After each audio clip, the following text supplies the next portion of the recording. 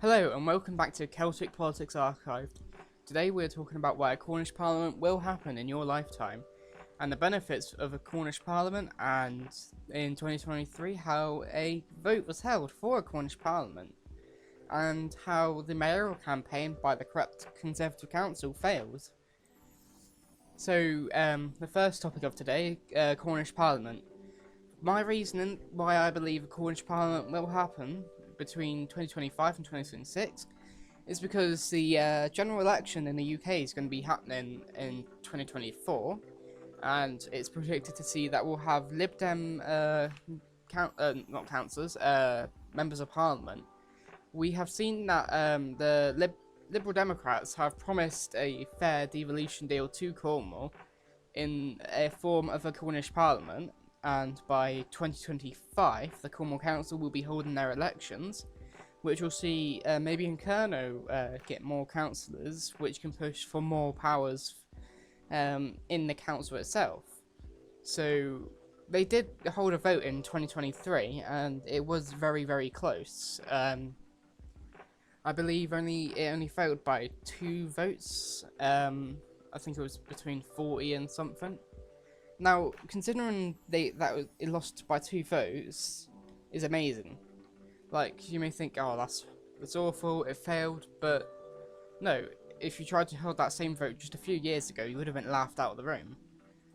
It's a sign of things are changing when you got the left and the right working together for a Cornish Parliament, because this movement for a Cornish Parliament is not a left or right issue, it's a people issue. It's not about, oh, this party will benefit from this and this party will benefit because we're getting this. It will benefit the local people if we get a Cornish Parliament. Unlike the mayoral campaign that failed in 2023 as well, when the Conservative Cornwall Council wasted millions on a mayoral campaign with rigged voting and tons of flyers and posters in every town with roadshow events. But the Cornish people didn't let up. We kept fighting, and eventually the Cornwall Council gave in, and they decided not to go through with the mayoral campaign.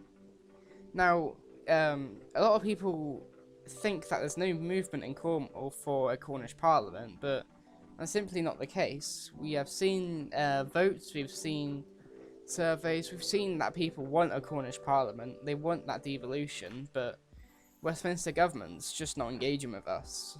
That's why we need Mebyon Kernow in power, get Mebyon Kernow councillors, Mebyon Kernow MPs, and then maybe, just maybe, we will have a Cornish Parliament by 2026.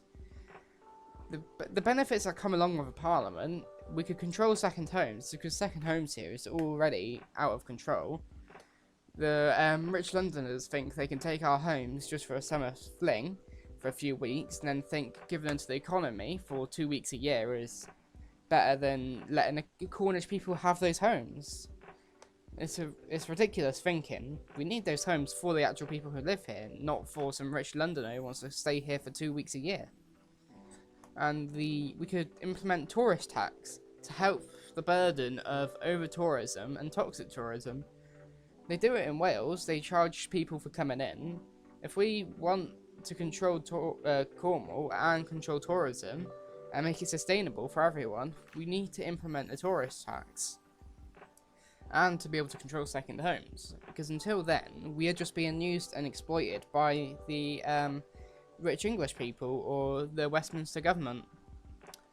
Another benefit to a Cornish Parliament would be a better NHS, because if you see in Scotland and Wales, they have devolved NHSs, and even though it's still a dire state up there as well, it is still doing better than the English NHS.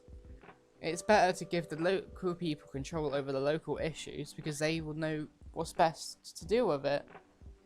And the laws, we could make laws that actually apply to the Cornish people, and that apply to Cornwall, to help better Cornwall not have to wait for months or maybe years just to be heard in the Westminster government.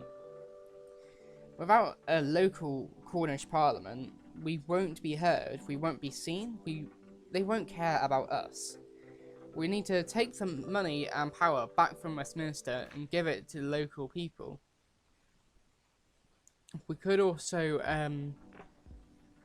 would have better control over the issues that face Cornwall. There's no doubt about it. Now, I know this was a shorter one today. Obviously, it's the same issues and same points going over and over again, but a lot of people don't seem to understand the issues that face Cornwall and like the uniqueness of the Cornish people, because we're not English, we're not Scottish, we're not Welsh, we're not Irish, we're not Manx, we're Cornish. We need to control our nation. We need to be able to have those powers to help the Cornish people.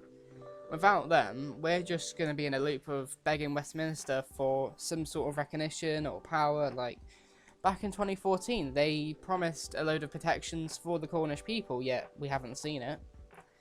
Now, Mebyon Kernow have called on the Westminster government again to give those powers this year, and it's been supported by many people from Plaid Cymru, the Scottish Nationalist Party, the DUP. I don't know what encouraged the DUP to support this, but any support is very good for the Cornish people and for Mebyon Kernow. Hopefully the Westminster government does listen to the call from Mebyon Kernow, but knowing them is unlikely. But if we had a Cornish Parliament, we wouldn't be having to beg Westminster for basic protections. We are a Celtic group. We should have the same rights and protections as any other Celtic group. The Welsh have the protection, the Scottish have it, but we don't have yet. The Cornish Parliament will help fix that issue. We will get our identity back.